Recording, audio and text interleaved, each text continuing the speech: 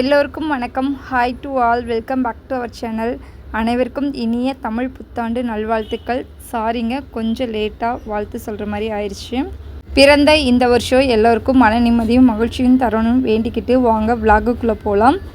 அதுக்கு முன்னாடி உங்கள் எல்லாத்துக்கும் நான் ஒரு நன்றி சொல்லிக்க விரும்பிக்கிறேங்க.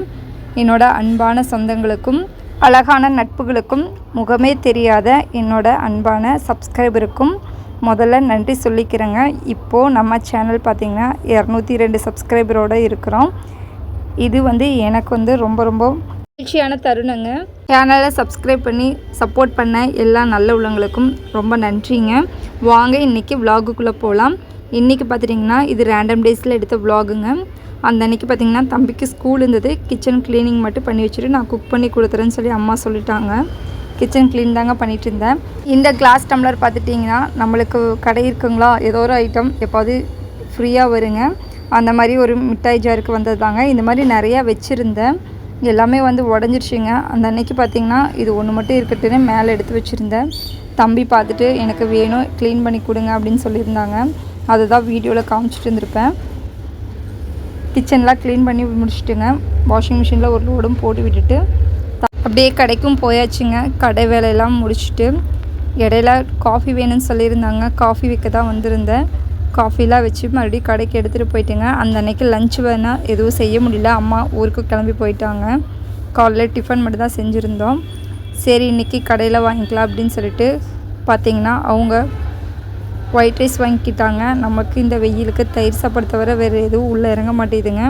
அந்த அன்றைக்கி பார்த்திங்கன்னா நான் தயிர் சாப்பாடே போகுதுன்னு சொல்லிட்டேன்.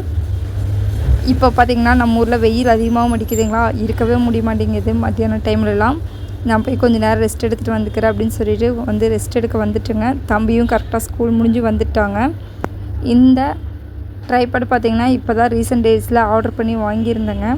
எப்படி இருக்குன்னு யூஸ் பண்ணி பார்த்துட்டு சொல்கிறேன். இடையில கொஞ்சம் ட்ரெஸ்ஸஸ்லாம் ஆல்ட்ரேஷனுக்கு வந்ததுன்னு சொல்லி வாங்கி வச்சுருந்தாங்க. சரி அதெல்லாம் அடித்து கொடுத்துடலான்னு சொல்லிட்டு அந்த ட்ரெஸ்ஸெல்லாம் ஆல்ட்ரேஷன் பண்ணி கொடுத்துட்டுங்க. இது பார்த்திங்கன்னா இன்னொரு நாள் நம்ம வீட்டு பெரிய தடவை ஊருக்கு போகிறது சொல்லியிருந்தாங்க. கடை ஃபுல்லாக நான் தான் பார்க்க வேண்டியதாக இருந்தது. சரி ஏதாவது ஸ்நாக்ஸ் வச்சுட்டு அப்படியே சாப்பிட்டு கடையை பார்த்துக்கோ அப்படின்னு சொல்லிட்டு வாங்கிட்டு வந்திருந்தாங்க. இது இன்னொரு நாள் பார்த்திங்கன்னா நம்ம ஊரில் கொள்ளத்து காளியம்மன் கோயில் இருக்குங்க. அங்கே போயிட்டு வரலான்னு சொல்லிட்டு ஈவினிங்காக கிளம்பியிருந்தோம். அதுக்கு முன்னாடி பார்த்துட்டிங்கன்னா ஒரு ட்ரெஸ் ஆல்ட்ரேஷன் வந்திருந்ததுங்க. இவங்களாம் நம்மளோட ரெகுலர் கஸ்டமர்ஸ், ஸோ இல்லைன்னு சொல்ல முடியாதுங்க. அதனால் அந்த ட்ரெஸ்ஸெல்லாம் ஆல்ட்ரேஷன் பண்ணி கொடுத்துட்டு அப்புறம் தான் கோயிலுக்கு போயிருந்தோம்.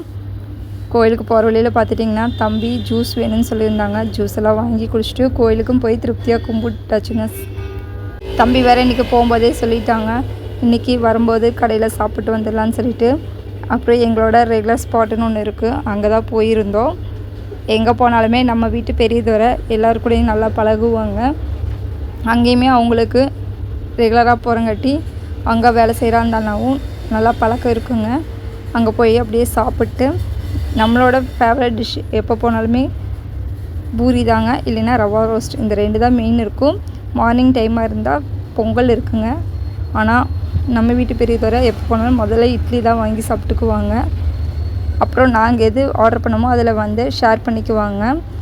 நைட்டு வந்ததுக்கப்புறம் பார்த்திங்கனாலும் ஒரு ட்ரெஸ் ஆல்ட்ரேஷன் வந்திருந்தது.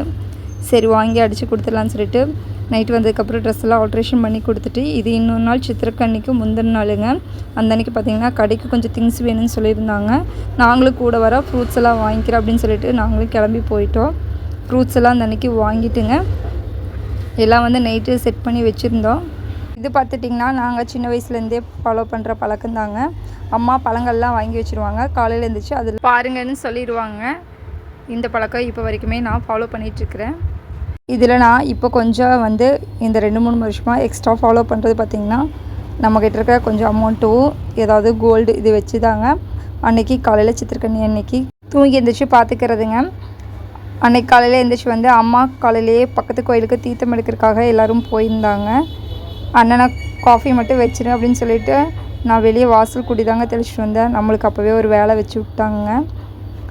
சரின்னு சொல்லிட்டு எல்லாம் க்ளீன் பண்ணி வச்சுட்டுங்க. கவுண்டர் டாப் தான் மெயினாக க்ளீன் பண்ணணும்னு சொல்லிட்டு அதை க்ளீன் பண்ணி வச்சுட்டு எல்லாத்துக்கும் பார்த்துட்டிங்கன்னா சட்னியும் இட்லி ஊற்றிடலாம். மத்தியானத்துக்கு எப்படி இருந்தாலும் கோயிலில் அன்னதானம் இருக்குதுன்னு சொல்லிட்டு சிம்பிளாக செய்ய ஆரம்பிச்சாச்சுங்க. இந்த தக்காளி சட்னி பார்த்திங்கன்னா நம்ம தம்பியோட ஃபேவரட் தான். ஸோ அதனால் அடிக்கடி இந்த சட்னியும் இருந்துக்கிட்டே இருக்கும். எப்படி இருந்தாலும் வீக்லி ஒன்ஸ் இது கண்டிப்பாக செஞ்சுருவோம். சட்னிலாம் செஞ்சு வச்சுட்டு இட்லியும் ஊற்றி வச்சுட்டுங்க. மற்றவங்க எல்லாருமே தோசை வேணும்னு சொல்லியிருந்தாங்க. அண்ணன் மட்டும்தான் இட்லி வேணும்னு சொல்லியிருந்தாங்க. நானும் தோசை ஊற்றி சாப்பிட்டு தம்பிக்கும் தோசை ஊற்றி கொடுத்துட்டுங்க கடைக்கு போயாச்சு. நம்ம வீட்டு பெரியதோட நானே தோசை ஊற்றிக்கிறேன், நீ கடை வந்து மட்டும் பார்த்துக்கோ அப்படின்னு சொல்லியிருந்தாங்க. சரின்ட்டு நானும் கடைக்கு போயாச்சு. அவங்களே வந்து தோசை ஊற்றியும் சாப்பிட்டுக்கிட்டாங்க. மத்தியானத்துக்கு எல்லாத்துக்குமே வந்து கோயிலில் அன்னதானம் இருக்குது. அதனால் வந்து மத்தியானம் குக்கிங் ஐடியாவே இல்லைங்க. தீர்த்தம் பார்த்துட்டிங்கன்னா 11 மணிக்காட்ட வர ஆரம்பிச்சிருச்சுங்க. தம்பி கொஞ்சம் தூரம் அம்மாட்ட வாங்கிட்டு கோயில் வரைக்கும் தீர்த்தம் எடுத்துகிட்டு போயிருந்தாங்க. தீர்த்தம்லாம் எடுத்துகிட்டு அபிஷேக பூஜையும் பார்த்துட்டு அலங்கார பூஜையும் பார்த்துட்டு அங்கேயே கோயில் அன்னதானம் போட்டிருந்தாங்க. எல்லாருமே சாப்பிட்டாச்சுங்க. இந்த லீவுக்கு பார்த்தீங்கன்னா தம்பி இன்னும் எங்கே போகலைங்க. நெக்ஸ்ட் வீக்கு தான் வந்து சித்தி பொண்ணு வீட்டுக்கு தான் போகலான்னு பிளான் பண்ணி வச்சுருக்குறாங்க. இந்த சம்மரில் பசங்களை வச்சு எப்படி சமாளிக்கிறதுனே தெரியலைங்க. இந்த விலாகோட இன்ட்ரெஸ்டிங்கான டாபிக் என்னென்னு பார்த்தீங்கன்னா, நம்மளுடைய இந்த விஷாக்கா வீட்லேயும் பார்த்தீங்கன்னா 100லேருந்து 200 சப்ஸ்கிரைபர் மாறுறதுக்கு கிட்டத்தட்ட 8 months ஆயிடுச்சுங்க. என்னோடய அம்மா பிறந்த நாள் அன்றைக்கி 100 சப்ஸ்கிரைபர் வந்திருந்தாங்க. இப்போது சித்திரக்கனி அன்றைக்கி தாங்க 200 வந்திருந்தது. அதுக்கு முன்னாடி நம்ம கொண்டத்து காளியம்மன் கோயிலுக்கு போயிருந்தோங்களா, இந்த டைம் கண்டிப்பாக 200 வந்துடணும் அப்படின்னு சொல்லி வேண்டிட்டு போயிருந்தாங்க.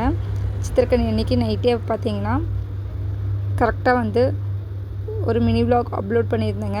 200 சப்ஸ்கிரைபர் வந்துட்டாங்க. அன்றைக்கி ரொம்பவுமே சந்தோஷமாக இருந்தது. வீடியோஸ் பார்த்திங்கன்னா அடிக்கடி எடுக்க முடியறது இல்லைங்க, வேலை இருந்துக்கிட்டே இருக்குது. அதனால் வீடியோஸில் கான்சென்ட்ரேட்டும் பண்ண முடியறதில்ல. இருந்தாலும் என்னோடய சேனலை சப்ஸ்கிரைப் பண்ணி பார்க்குற உங்கள் எல்லாத்துக்குமே என்னுடைய மனமார்ந்த நன்றிகள். Keep supporting me and thanks for வாட்சிங்.